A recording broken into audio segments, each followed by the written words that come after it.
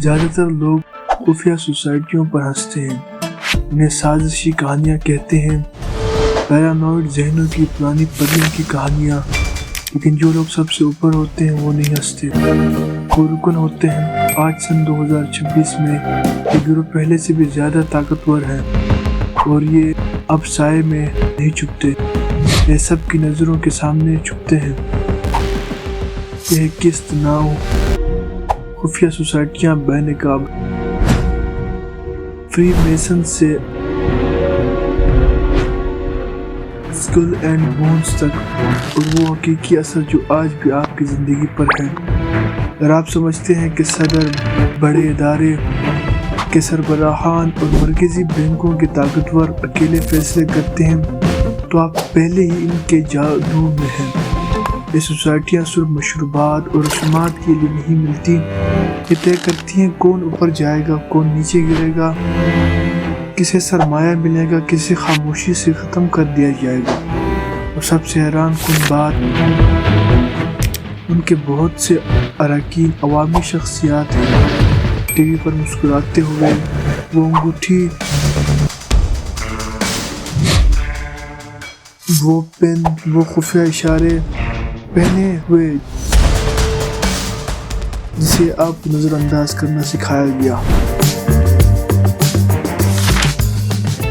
آخر تک دیکھیں، کیونکہ میں آپ کو وہ ثبوت دکھانے والا ہوں جو براہ راست نشریات میں چھپا ہوتا ہے، اور ایک بار دیکھ لیا تو پھر نظر انداز نہیں کر پائیں گے۔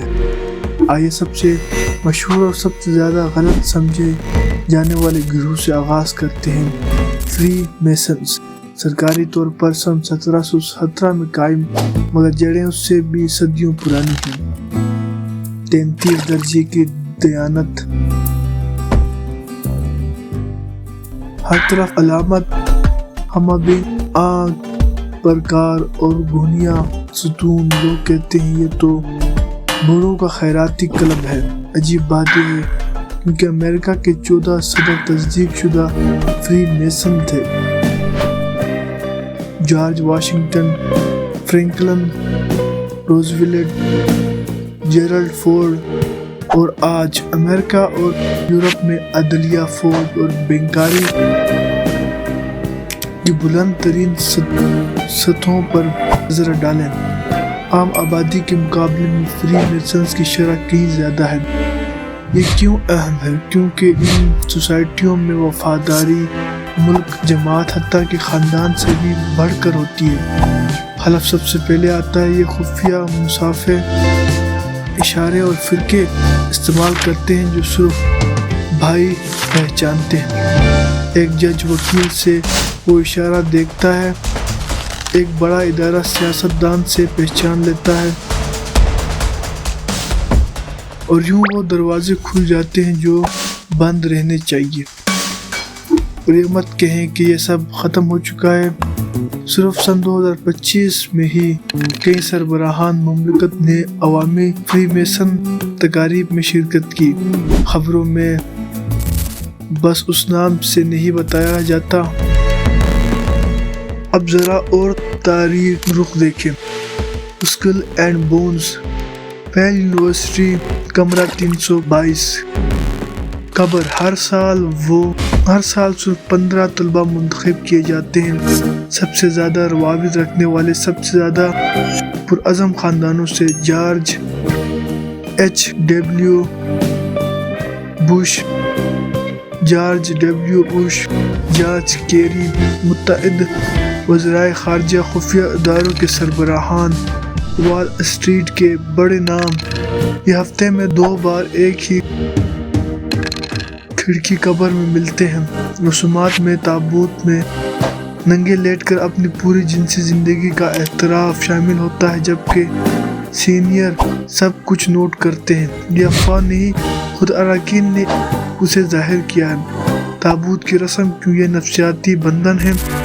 تمہارا تاریخ راز ان کی ریکارڈ میں آ جائے تو تم زندگی بھر کے لیے ان کے ہو جاتے ہو۔ نتیجہ سن 2004 کا انتخاب دیکھیں، بش بمقابلہ کیری، دونوں اسی سوسائٹی کے رکن۔ جو بھی جیتا اسکل اینڈ بونز جیتا۔ آج بھی یہی ہو رہا ہے۔ سن 2025 اور 26 کی فہرستوں میں موجودہ سینیٹروں، ہیج فنڈ کے بادشاہوں اور ٹیک ارب پتیوں کے بچے شامل ہیں۔ یہی وہ لوگ ہیں جو 10 سال میں مصنوعی ذہانت کی پالیسی، مرکزی بینکاری اور عالمی تجارت چلائیں گے۔ جدید شاخیں اور عالمی گروہ، لیکن کہانی یہاں ختم نہیں ہوتی۔ بلڈربرگ گروپ سالانہ بند کمرہ اجلاس، نہ میڈیا نہ کارروائی، شرکا وزرائے اعظم، بڑی ٹیک کمپنیوں کے سربراہان، بڑے کمپنیوں، بڑے بینکوں کے نمائندے، فوجی اتحاد کے قائدین، یہ کہتے ہیں غیر رسمی گفتگو، مگر 12 سے 18 ماہ بعد وہی باتیں قانون بن جاتی ہیں۔ ٹرائی لیٹرل کمیشن ڈیوڈراک فیلر کی بنیاد، شمالی امریکہ، یورپ اور ایشیا کے اراکین، مقصد قریب تر تعاون، یعنی جمہوری نگرانی کے بغیر عالمی پالیسیوں کی ہم آہنگی۔ بوہیمین گروہ، ہر جولائی میں امریکہ کے طاقتور ترین مرد کیلیفورنیا کے جنگل میں جمع ہوتے ہیں۔ 40 فٹ کے آلو کے مجسمے کے سامنے فکر کی تدفین نامی علامتی انسانی قربانی کی رسم ہوتی ہے، لیکن لیک شدہ ویڈیوز موجود ہیں۔ صدر، گورنر، ٹیک مغل، سب وہاں۔ یہ کوئی کنارے کے فرقے نہیں، یہی اصل فیصلہ ساز ہیں۔ آج کنٹرول کیسے ہوتا ہے؟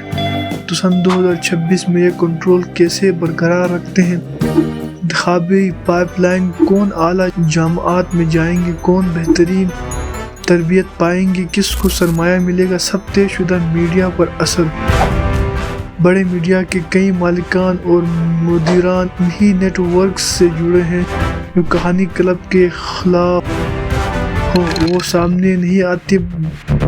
بلیک میل اور وفاداری ایک بار اندر آئے تو راز ہتھیار بن جاتے ہیں۔ حد سے باہر گئے تو کیریئر خاموشی سے ختم۔